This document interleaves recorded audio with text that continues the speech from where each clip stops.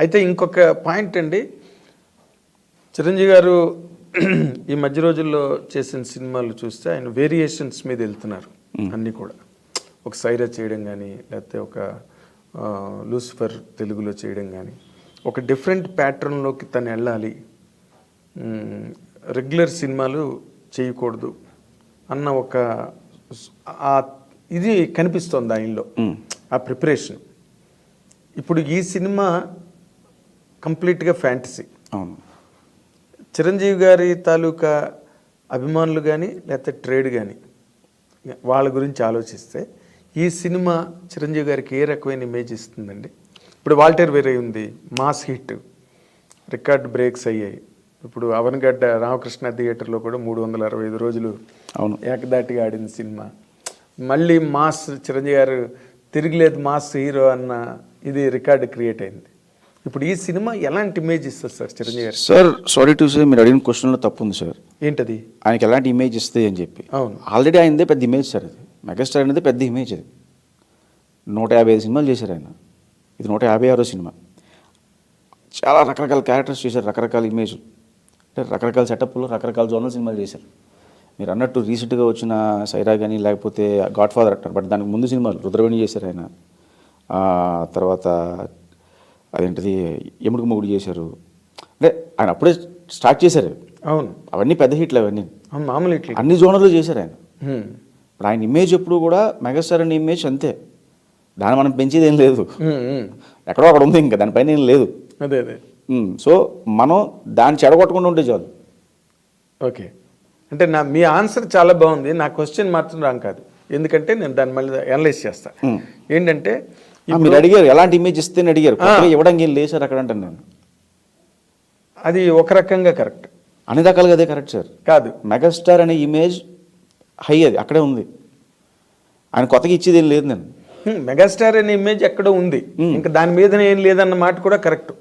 చాలా మంచి ఎనాలిసిస్ అది.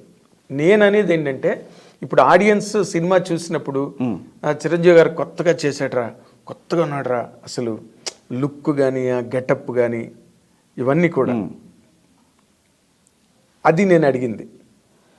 అది సినిమా కాదు కదా, గెటప్స్ ఏమైనా ఉన్నాయి సినిమాలో? అది ఇప్పుడు చెప్పలేదు కానీ సార్, గెటప్స్ ఉన్నాయా లేవనేది ఇప్పుడు too early to say. But ఈ సినిమాకి ఏం కావాలో అది ఉంటుంది సార్, అంతే. నా సినిమాకి ఏం కావాలో అది ఉంటుంది. ఓకే, అంటే ఇది కాస్ట్యూమ్ డ్రామా కాదు? కాస్ట్యూమ్ డ్రామా కాదు.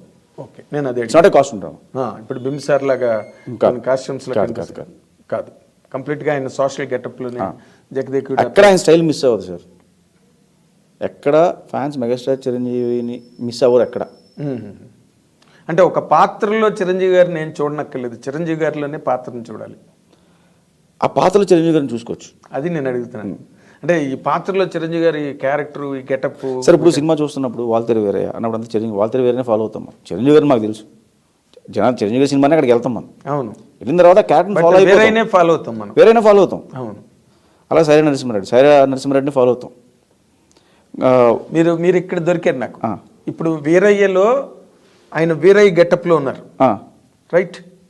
సైరా నరసింహారెడ్డి గెటప్లో ఉన్నారు. అవును. సో మనం ఆ పాత్రలోనే చిరంజీవి గారిని చూస్తాం, చిరంజీవి గారినే చూస్తాం. అవును, బట్ ఆ పాత్రలో చూస్తాం. అవును.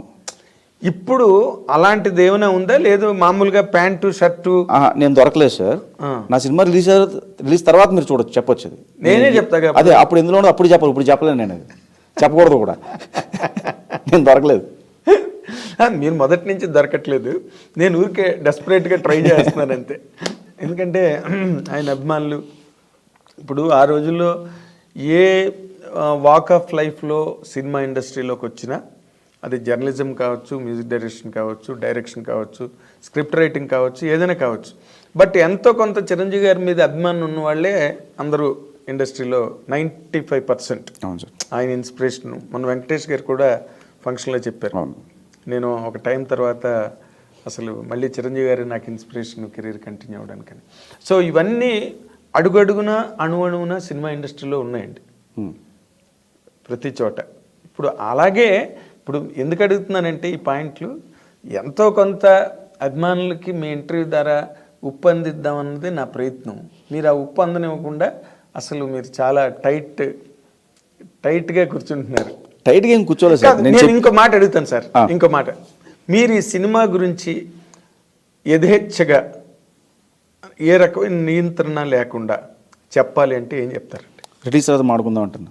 అంతే అంతే మరి. ఆ సినిమా గురించి సినిమా గురించే సార్, సినిమా గురించే రిలీజ్ తర్వాత మాడుకోవాలి. ఇప్పుడు అంతేనా? ఇప్పుడు ఏం చెప్తాను నేను, డెఫినెట్గా సినిమా ఓకే. ఎంత వర్క్ జరిగింది సార్ ఇప్పటికీ ఒక 20% వరకు జరిగింది సార్.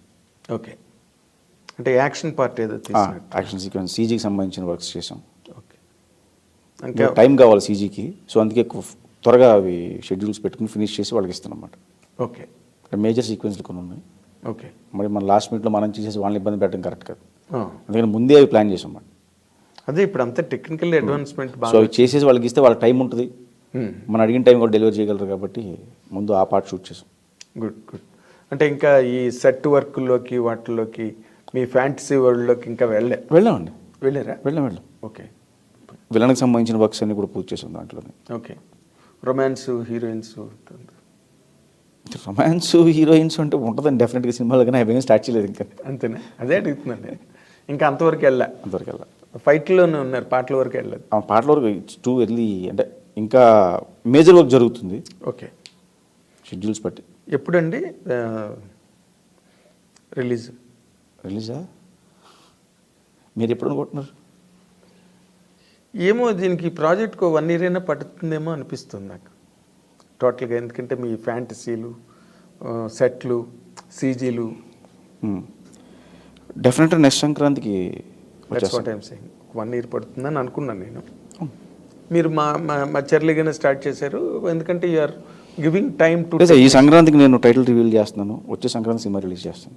ఓకే, సో ఇక్కడి నుంచి నెక్స్ట్ సంక్రాంతి వరకు మీరు టైటిల్ కూడా చెప్పని ఈ సినిమా మెగా 156. మెగా 156 ప్రస్తుతానికి అదే టైటిల్. అవును, మెగా 156 సంక్రాంతి నాడు రివీల్ చేస్తారు మెగా 156. సో అక్కడి నుంచి నెక్స్ట్ సంక్రాంతి వరకు అభిమానులు కానీ సినిమా ప్రపంచం మొత్తం, కాశ్మీర్ టు కన్యాకుమారి ప్రపంచం, గ్లోబ్ అంతా దాని గురించినే వెయిట్ చేయాలి. సో ఆ వెయిటింగ్కి తగినంత రిజల్ట్ మీ దగ్గర నుంచి రావాలని చిరంజీవి గారు మిమ్మల్ని నమ్మి ఈ ప్రాజెక్టు చేస్తున్నందుకు మీ కృషి కూడా ఫలించాలి.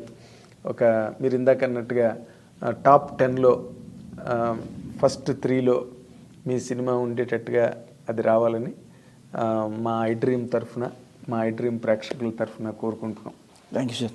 Wish you all the very best. Thank you sir. ఈ సినిమాకి సంబంధించిన ఫస్ట్ ఇంటర్వ్యూ ఇది. అవును, సో గ్లాడ్. ఎందుకంటే it is a privilege. Chiranjeevi గారు లాంటి ఒక బిగ్గెస్ట్ హీరోతో సినిమా చేస్తున్న యంగెస్ట్ డైరెక్టర్గా మీ తాలూకా అనుభవాలు మా వాళ్ళు బాగా ఎంజాయ్ చేస్తారు. అండ్ మోర్ ఇంపార్టెంట్లీ అభిమానులు మరి ఇంకా బాగా థ్రిల్ అవుతారు ఇంటర్వ్యూ చూసి. తిట్టుకున్న వాళ్ళు తిట్టుకుంటారు, ఏమీ చెప్పలేదు ఇంటర్వ్యూలోని, కూర్చున్నాడు కానీ